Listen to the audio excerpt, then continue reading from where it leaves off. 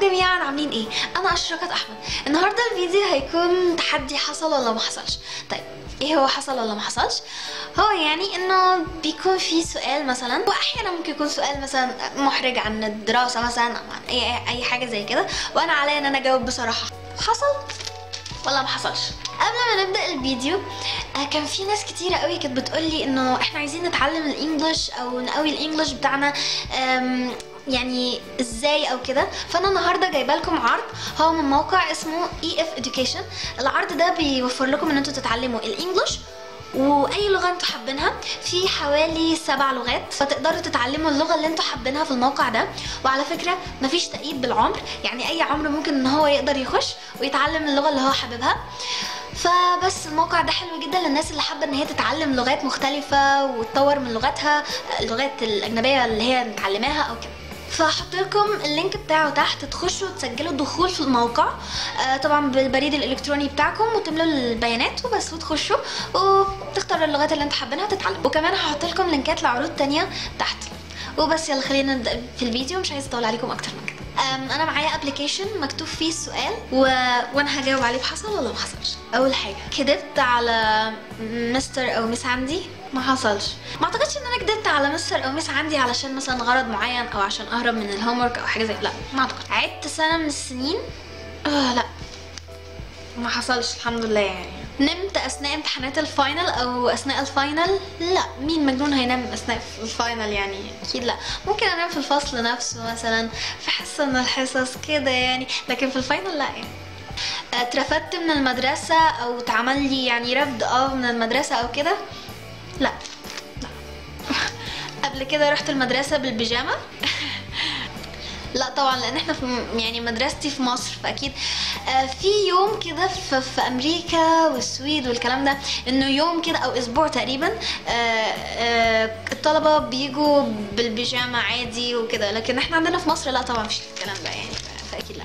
انا مش عارفه هو كله ما حصلش ولا ايه، مفيش حاجه حصلت. مثلا اخدت الهوم ورك او الكراسه بتاعت حد من صحابي وقلت ان هي بتاعتي او ده الواجب بتاعي او دي الكراسه بتاعتي قبل كده، لا ما اعتقدش. بس ممكن قبل ما المستر يشوف الهوم ورك مثلا او كده، وانا مثلا في سؤال مش حلاه، حاجات كده ممكن احلها بسرعه من حد جنبي، لكن مش بدي الكراسه بتاعت يعني واحده صاحبتي يقول هي دي كراستي، لا ما حصلش كده. ممكن انا ادي كراساتي لحد يقول دي كراستي يعني. اتخانقت قبل كده علشان خاطر اكل لا بس مش عشان انا اكل، عشان ما اكلش. يعني مثلا هقول لكم على حاجه، احنا في البيت ماما يعني مثلا احنا عادي بناكل، فانا بشبع، او بمعنى اصح اقول لكم على حاجه يعني انه مش باكل اساسا او مش باكل كويس يعني. فماما كل شويه تتخانق معايا، اشرقت انت ما اكلتيش، انت كذا، لا مش هتقومي من على الاكل غير لما تخلصي. يا ماما والله شبعتي، لا مفيش، بنقعد نتخانق انا وهي في خناقات ومش عارف ايه. اتخانقت عشان اكل بس مش عشان اكل، لا اتخانقت عشان ما اكلش. كان عندي مثلا بحث او برزنتيشن في المدرسه، وبدل ما انا اللي اكتبه دخلت على موقع وطبعت الكلام المكتوب في الموقع وحطيته على الصوره وطبعته.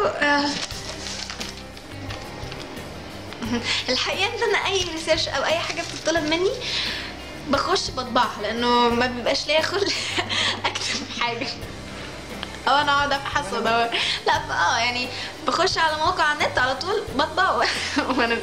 غشيت في مره من امتحان من الامتحانات. بصوا لا هو انا مش بحب الغش اساسا يعني. هو انا في امتحانات اخر السنه في الفاينلز لا انا لا بغش ولا بغشش تماما يعني.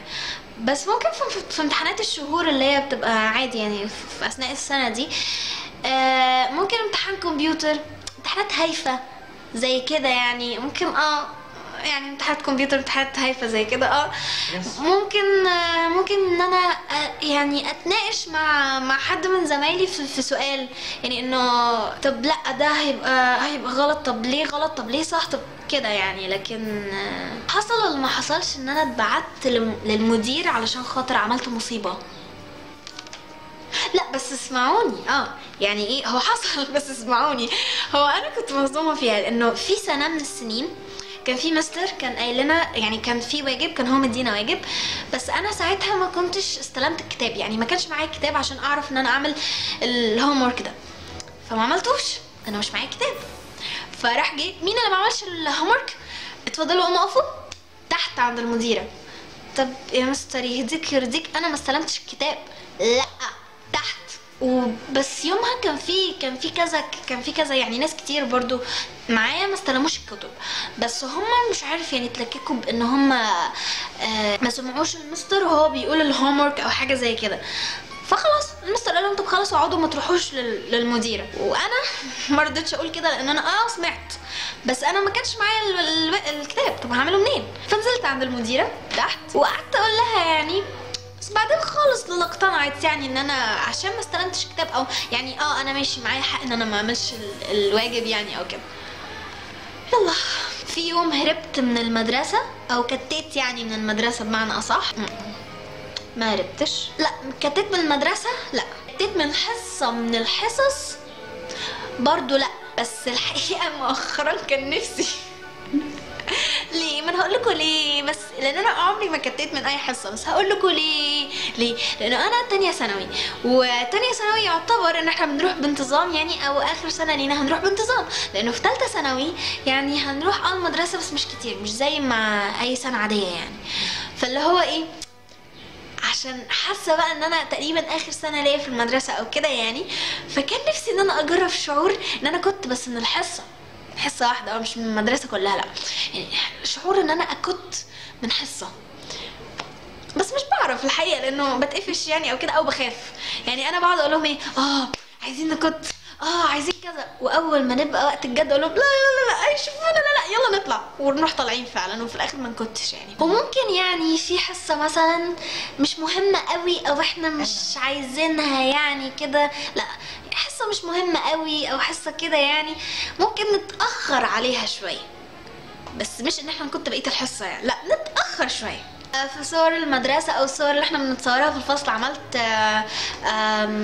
يعني شكل غريب بوشي مثلا، او الاشكال اللي هي بتبقى اكيد طبعا اكيد كلكم او معظمكم عملتوا كده في اي صوره احنا يعني احنا وزمايلنا في الفصل نتصورها او كده عادي، ممكن نطلع شويه الهبل اللي عندنا او الجنون اللي عندنا عادي، ممكن نطلعه في الصور يعني، ونعمل اشكال هبله عبيطه عادي يعني. طبعا الصور دي ما بتنزلش يعني احنا بس بنخليها للذكرى يعني، لانه لو نزلناها اكيد يعني هنتفضح ايه ده. وانا في البيت كده مثلا رحت لاختي اخويا قريبتي اي حد عشان يعمل لي الهوم ورك. انا قبل كده عملت كده؟ لا ما حصلش، لانه اساسا انا ما عنديش اخوات، بس انا عندي ولاد خالتي اوكي، فانا ممكن لو رحت قلت لهم يحلوا لي هوم ورك هم اساسا مش بيرضوا، فتقريبا ما حصلش. انا كان نفسي بس هم مش بيرضوا فما حصلش. في مره من المرات فاتني امتحان فاينل مثلا، او طلعت متاخره مثلا، رحت الامتحان متاخر او كده، لا بس هقول لكم على موقف حصل مره قبل كده يعني. كنا احنا رايحين عادي بدري وكل حاجه، بس قعدنا تحت انا وزمايلي كنا قاعدين نراجع الامتحان وكده، وكنا مجموعه يعني حبه حلوين يعني بتاع 9 8 كده 8 تنفار يعني، كنا واقفين تحت في الملعب وقاعدين نراجع والجرس ضرب علشان وقت الامتحان خلاص هيبدا، واحنا ما سمعناش، وما كانش معانا ساعات نشوف من خلالها الوقت مثلا او انه الامتحان بدا او كده، فقاعدين انه احنا نراجع ومش واخدين بالنا، والملعب فضي ما فيهوش غيرنا، واحنا ولا احنا هنا مش واخدين بالنا تماما، وفجاه بنبص ايه ده الملعب فضي، الساعه كام؟ اوف ده الامتحان بدا. طلعنا جري كلنا جري بسرعه علشان نطلع على الامتحان.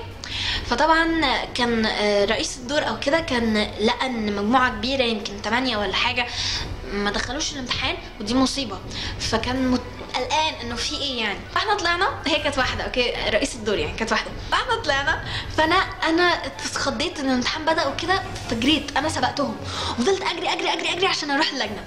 فاول ما رحت لقيت رئيسه اللجنه، اسمعوا بقى، لقيت رئيسه اللجنه راحت واقفه راحت لي كنت فين؟ والله العظيم انا كنت ساعتها لسه صغيره، كنت في 6 ابتدائي يعني 6 ابتدائي لسه صغيره، فاهمين؟ فلقيتها بتصوت في وشي، رحت كنا تحت وبعديها زمايلي جم وقفوا ورايا لقوها بتزعقني سابوني انا في وشها، في وش، مش يتكلموا معايا مثلا، لا انا اللي بقيت ارد عليها وسابوني انا في وش المدفع كده زي ما بيقولوا. فقعدت ايه تقولي كنت فين؟ قلت لها انا كنت تحت، احنا كنا تحت. قالت كنت بتعملوا ايه تحت؟ كنا بنراجع. قلت لها طب ايه ما سمعتوش الجرس؟ مفيش جرس تسمعوه؟ قلت لها والله ما سمعناهوش. قالت طب معكوش ساعات؟ قلنا لها لا. قالت والله ده امتحان، ده امتحان تتاخروا عليه. وقعدت تكلمنا ساعتين، وتقريبا وقت الامتحان ضاع يعني. لو احنا كنا دخلنا وبسرعه لحقنا خدنا الورقه وكتبنا كان يعني عادي كنا هنلحق، لكن هي قعدت ترغي معانا ساعتين وتزعق لنا. وانا بالذات بقى اللي هو مش بسمح ان هو او يعني انا بتضايق لما حد بيزعق لي يمكن او كده، فبعيط على طول في ساعتها.